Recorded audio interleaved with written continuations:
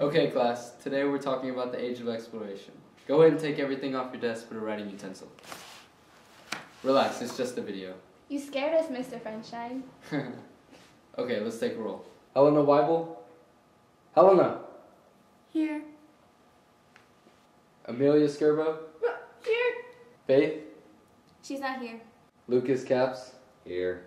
Madhu Bhaskaran? Oh, here. Madhu, stop texting in class.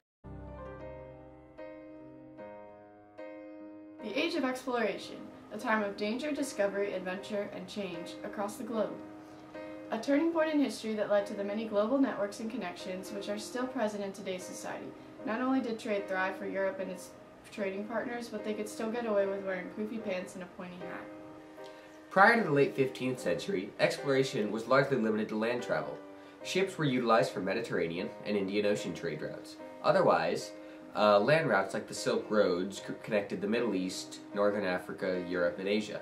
The primary purpose of the Age of Exploration was to eliminate the middlemen in the trading process and to make it more faster and more efficient. All of the European exploring nations were driven by three forces: God, gold, and glory.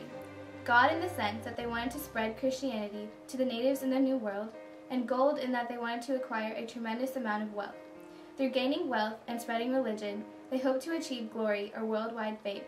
They were able to conquer such a vast expanse due to their superior weaponry, foreign diseases, and alliances with neighboring civilizations. Sea travel was made possible by innovations in maritime technology. The astrolabe was used as a navigation device developed by the Greeks in the Hellenistic age around 150 BCE. The astrolabe assisted in determining the latitude based on the location of celestial bodies. The sternpost rudder was invented in Han, China. It allowed for better navigation and control of ships with increasing size. Lateen sails were invented in the early Roman Empire. Ships could travel in any direction without being affected by the wind. This allowed for easier travel in the Indian Ocean where monsoons were present and later became standard on transatlantic voyages. The magnetic compass was developed in Han, China and was used to determine direction without being in close proximity with land. Map-making techniques improved and helped both trade and travel, although the maps were slightly inaccurate.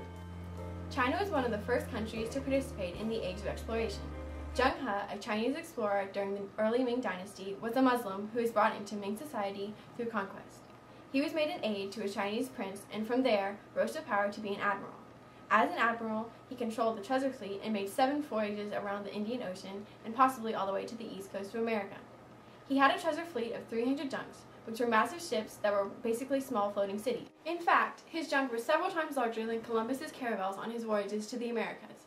The main purpose of his travels was to flaunt China's wealth and show its power before it went into the isolationist period under the later Ming rulers, in which they focused on China's internal pressures. The first European country to venture out of the Mediterranean was Portugal due to its position on the Atlantic. The goal of the European countries was to reach the Indies by the ship for the opulence attainable through trade as advertised by Marco Polo in his travels.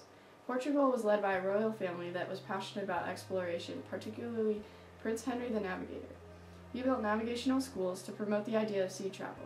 Prince Henry the Navigator wanted to explore the Dark Sea, or the southern equatorial portion of the Atlantic, as well as find a sea route to the Indies.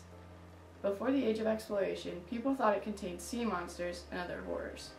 You won't need to know this for the AP test. There actually were sea monsters, but the Portuguese sent a huge fleet of ships led by Captain Hook to kill them. That's why there aren't sea monsters anymore. Really? What are you, in second period? From Portugal, Bartholomew Diaz rounded the tip of Africa in 1488, also known as the Cape of Good Hope, but he failed to reach the Indies. In 1497, Vasco da Gama later rounded the Cape of Good Hope and made it all the way to India, opening up a new avenue of trade for Europe. He also explored the East African kingdoms, where he established trade relations for Portugal's participation in the Indian Ocean trade system. Motivated by Portugal's success in reaching the Indies, Spain, united under monarchs Isabella and Ferdinand, financed a voyage for Christopher Columbus to reach the Indies by traveling west. Columbus was a Genoese sailor who failed to gain support from Portugal, where he had gained citizenship, so he went to Spain for help instead. Because he perceived the earth to be much smaller than it actually is, when he discovered the New World in the Americas, he thought he was in the East Indies, so he called the people he had encountered Indians. Unfortunately, Columbus failed to find the gold or spices in the Americas. To avoid conflict between Portugal and Spain, Pope Alexander VI drew the line of demarcation, which supposedly equally divided the newly found land through the Treaty of Tordesillas in 1494. Portugal received a small amount of land that later expanded and became Brazil, while Spain got the rest of Latin America. This is why today most Brazilians speak Portuguese, rather than the more prominent language in Latin America, Spanish. Inspired by Portugal and Spain, other European countries such as England, the Netherlands, and France started their own voyages to the New World as well as the Indies. These countries competed with each other for the acquisition of land. Joint stock companies risked large sums of money to make it in the New World. As a result, exploration led to an increase in nationalism and the development of strong monarchies. Other explorers also ventured out into the New World. Ferdinand Magellan, a Portuguese explorer, sailed around the tip of South America and died in the Philippines, but his crew continued to travel and became the first to circumnavigate the world. Then in 1578, Sir Francis Drake was the first Englishman to circumnavigate the globe. In 1609, Henry Hudson, a Dutch explorer, sailed for a northwest passage to Asia in order to find an easier route to the Indies.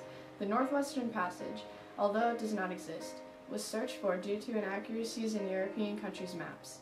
He failed in finding one, and later, the river that he explored became known as the Hudson River, which he claimed for the Dutch. In 1519, Hernán Cortés reached the coast of Mexico with 600 men, near the location of the Aztec Empire. He sought help from the neighboring civilizations to conquer the Aztecs. The Aztecs were susceptible to many of the diseases that the Spanish brought with them because they weren't immune to any of them. Similarly, in 1531, Francisco Pizarro defeated the Inca Empire with a small group of 200 men. Between 1769 and 1778, Captain Cook, an English explorer, traveled to and discovered New Zealand and the eastern coast of Australia. He expanded shipping networks and brought in many visitors and settlers through migration. Cook was the first European to discover the Sandwich Islands, now known as the Hawaiian Islands, where he was killed by the islanders in a fight. Cook was known for his proficiency in navigation and cartography, which aided in his discoveries. His voyages marked the end of the Age of Exploration. Throughout the Age of Exploration, European nations established colonies in the New World to legitimize their power and control. There were many missionary groups involved in the conversion of natives. Many helped settlers convert the natives, while others went to live with the Indians and attempted to convert them. Some of the groups were the Augustinians, Franciscans, Dominicans, and Jesuits. The work done by these groups introduced Christianity to the people of the New World, but there were some differences. For example, the cult of the saints was very similar to Catholicism, but it focused on the worship of the Virgin Mary rather than Jesus. In order to supplement the use of Amerindian slaves in the colonies, the Europeans sought help from Africa. Africa had already possessed a system of slave labor, so the Europeans traded gunpowder and manufactured goods for African slaves through coerced methods. The Middle Passage proved to be a vital key in Atlantic trade, in which the African slaves were transported from Africa to the Americas. The spread of slaves resulted in the diffusion of language and culture. The Middle Passage was a part of a greater trading system known as the Columbian Exchange, in which animals, plants, diseases, people, technology, And hamburgers. and ideas were transferred between Europe, Africa, and the Americas. Two main products of the Columbian Exchange were sugar and silver, which were seen as extremely profitable by the Europeans. Silver connected China with Spain, making the world a much smaller place. The Age of Exploration was characterized by new financial techniques. The Joint Stock Company, or Charter Company, was an organization created to put together the resources of many merchants, which reduced the risks and cost involved in trading. The Muscovy Company and Dutch East India Company were chartered companies that controlled trade routes. Some companies were given complete monopolies over trade with groups of colonies. This got rid of any competition, allowing the companies to set their own prices, and colonists had to pay it. The theory of mercantilism was created during this time, which was the idea that in order to create a balance of trade, a country should export more than it imports. Monarchies placed tariffs on imported goods to decrease the amount of imports. They were also feverish to colonize to get a hold of numerous resources. The Age of Exploration led to world-changing discoveries that caused new perspectives. It is best known for the intermingling of people, ideas, and goods. The creation of a whole new economic system and the triangular trade was a direct effect of the Age of Exploration and the discoveries of the Americas. The discovery of two entirely new continents caused people to question many aspects of their lives, including religion. The discoveries made during the Age of Exploration most likely influenced some of the greatest Enlightenment thinkers. Without the Age of Exploration, the world would not be as it is today. Stay classy, North Springs. Wow, video was so stupid. Yeah. I didn't think it was that bad. I liked it. Well, you're my photo. Bye, Mr. Frenchine. Have a good day, Mr. Frenchine. Don't tell me what to do. Look at no, Tyler. The age of exploration was character. It doesn't count though if you like redo it. Yeah, it doesn't matter. That was my mommy. In fact, his junk was several times larger. Some of these groups were the Augustinians, Franciscans, Dominicans, and Jamaicans. Stop doing that. That's you.